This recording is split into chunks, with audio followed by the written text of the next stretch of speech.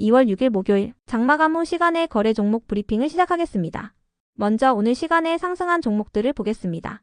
전체적으로는 유리기판 관련주들의 시간의 상승세가 두드러졌는데요. 이 중 시간의 상한가 종목은 한빌레이저, CNG하이테크, 필옵틱스 세 종목이 있었습니다. 참고로 거래 대금이 적어서 넣지는 않았지만 전자부품 기업인 아모센스가 장마감 후 연간 실적을 발표하면서 시간의 상한가로 마감했으니 참고해주세요. 아모센스는 전년 대비 연간 매출액은 53% 증가한 1,341억 원을 기록하고 영업이익은 799% 증가한 71억 원을 기록했다고 발표했습니다. 그렇다면 상위 5개 종목들의 시간의 상승 이유를 알아볼게요.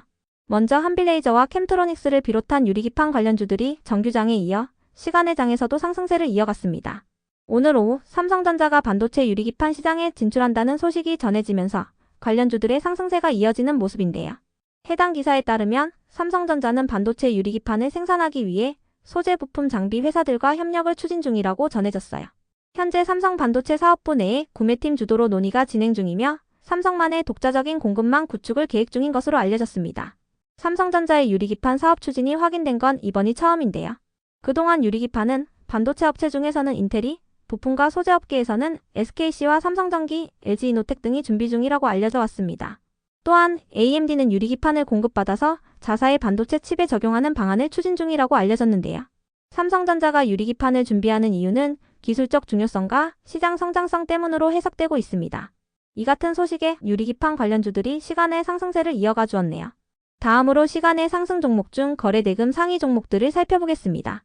먼저 필옵틱스와 캠트로닉스, SKC가 거래 대금 1위에서 3위를 차지하며 시간에 3.9%, 7.7%, 3.1%씩 상승했습니다. 오늘 오후 삼성전자가 반도체 유리기판 시장에 진출한다는 소식이 전해지면서 유리기판 관련주들의 상승세가 이어지고 있습니다. 이어서 HD현대미포가 거래 대금 4위를 기록하며 시간에 2.5% 상승했습니다. 시간에 상승할 만한 호재는 파악되지 않았는데요. HD현대미포는 오늘 점심경에 4분기 실적 발표가 있었습니다. HD현대미포의 4분기 연결 매출액은 전년 동기 대비 29% 증가한 1.4조 원을 기록하고 영업이익은 흑자 전환한 469억 원을 기록했다고 발표했어요. 시장 추정치보다는 6% 낮은 영업이익이었는데요. 이 같은 실적 발표에 HD현대미포는 오늘 7%대의 급락세로 마감한 바 있으니 참고해주세요. 다음으로 현대로템이 거래 대금 5위를 기록하며 시간에 0.4% 상승했습니다. 창사 이후 처음으로 4조 원대 매출을 달성하면서 시간의 상승세를 이어간 것으로 파악되는데요. 현대로템의 전년 대비 연간 매출액은 21% 증가한 4.3조 원을 기록하고 영업이익은 117% 증가한 4,565억 원을 기록했습니다. 또한 전년 동기 대비 4분기 매출액은 45% 증가한 1.4조 원을 기록하고 영업이익은 131% 증가한 1,616억 원을 기록했는데요. 이와 관련하여 현대로템은 방산 수출 물량 확대와 조기 생산, 적기 납품이 실적 개선을 이끌었다고 설명했습니다. 다음은 오늘 시간에 하락한 종목들인데요. 전체적으로는 대왕고래 및 마기상어 관련주들의 약세가 두드러졌으며 이 중 시간의 하한가 종목은 넥스틸, 한국석유, 화성밸브, 흥구석유, 동양철강, 한산엔지니어링, 한국가스공사 8종목이 있었습니다. 그렇다면 상위 5개 종목들의 시간의 하락 이유를 알아볼게요. 먼저 넥스틸과 한국석유, 화성밸브를 비롯한 대왕고래 및 마기상어 관련주들이 시간에 하락했습니다. 장마감 후 대왕고래 프로젝트의 1차 탐사 시추에서 유의미한 결과가 나오지 않았다고 전해졌기 때문인데요. 약 40일 동안 진행된 이번 1차 탐사 시추에서는 석유와 가스의 존재를 암시하는 탄화수소를 발견하지 못했다고 전해졌어요. 정부는 시추를 마치고 채취한 시료에 대한 정밀 분석에 들어갔지만 대왕고래 구조를 다시 시추하지는 않을 방침이라고 전해졌습니다. 이와 관련하여 산업부의 고위 관계자는 대왕고래 시추 작업이 지난 4일에 마무리됐으며 시추 진행사인 웨스트 카펠라운은 지난 5일 부산항을 떠났다고 밝혔는데요. 현재까지의 시추 결과에 대해서는 일부 가스 징후가 있는 걸 확인했지만 그 규모가 경제성을 확보할 수 있는 유의미한 수준은 아니었다고 밝혔어요. 또한 추가로 탐사 시추할 필요성이 적어졌다고 언급했습니다.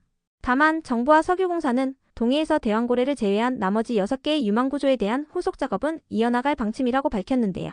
후속 작업을 위해 대왕고래 시추 자료를 정밀 분석한 결과를 8월 달에 최종 발표하고 5월에서 6월 정도의 중간 발표도 진행할 계획이라고 전해졌습니다. 이 같은 소식에 대왕고래 관련주들이 시간의 하한가로 마감했으며 최근 대왕고래 프로젝트와는 별개로 마기상어라는 이름이 붙여졌던 동해 울릉분지 시추에 대한 기대감도 반감되면서 마기상어 관련주로 부각되었던 석유 및 가스 관련주들도 함께 하락세를 보였습니다. 다음으로 시간의 하락 종목 중 거래 대금 상위 종목들을 살펴보겠습니다. 먼저 SK하이닉스가 가장 높은 거래 대금을 동반하며 시간에 0.2% 하락했습니다. 시간에 하락할 만한 악재는 파악되지 않았는데요. SK하이닉스는 장마감 후 하이닉스의 임원 124명이 작년 실적에 따른 초과이익 분배금 명목으로 총 37,580주를 자사주로 수령했다는 기사가 있었습니다. 참고로 미국의 주요 반도체 기업들은 시간의 장에서 보합권 수준의 움직임을 보였으니 참고해주세요. 이어서 LGCNS가 거래 대금 2위를 기록하며 시간에 0.3% 하락했습니다. 시간에 하락할 만한 악재는 파악되지 않았는데요. LGCNS는 어제 코스피 시장에 신규 상장한 LG그룹의 IT 서비스 기업으로 상장 첫날부터 공모가를 하회하는 모습을 보이고 있습니다. LGCNS는 오늘 4분기 실적 발표도 있었는데요. 전년 동기 대비 매출액은 6% 증가한 2조 원을 기록하고 영업이익은 1% 증가한 2천억 원을 기록했다고 발표했으니 참고해주세요. 다음으로 한국가스공사와 포스코인터내셔널이 거래 대금 3위와 4위를 기록하며 시간에 9.8%, 3.9%씩 하락했습니다. 장마감 후 대왕고래 프로젝트의 1차 탐사 시추에서 유의미한 결과가 나오지 않았다고 전해지면서 대왕고래 관련주들이 시간의 하락세를 보였습니다. 이어서 네이버가 거래 대금 5위를 기록하며 시간에 0.2% 하락했습니다. 시간에 하락할 만한 악재는 파악되지 않았는데요. 네이버를 만든 이해진 창업자가 다시 네이버 의장으로 복귀한다는 소식이 전해지면서 네이버는 어제 4%대의 상승세로 마감한 데 이어 오늘도 상승세로 마감한 바 있습니다. 이해진 창업자가 복귀를 결심한 이유는 네이버의 인공지능 서비스의 본격 개발 및 글로벌 진출 활용 때문이라고 알려졌는데요. 한편 최수연 네이버 대표는 다음 주 프랑스에서 열리는 인공지능 행동 정상회의에 참석한다고 전해졌습니다. 끝으로 전일 시간에 등락률 탑5 종목들이 오늘 어떻게 되었는지 추적해보고 마치겠습니다.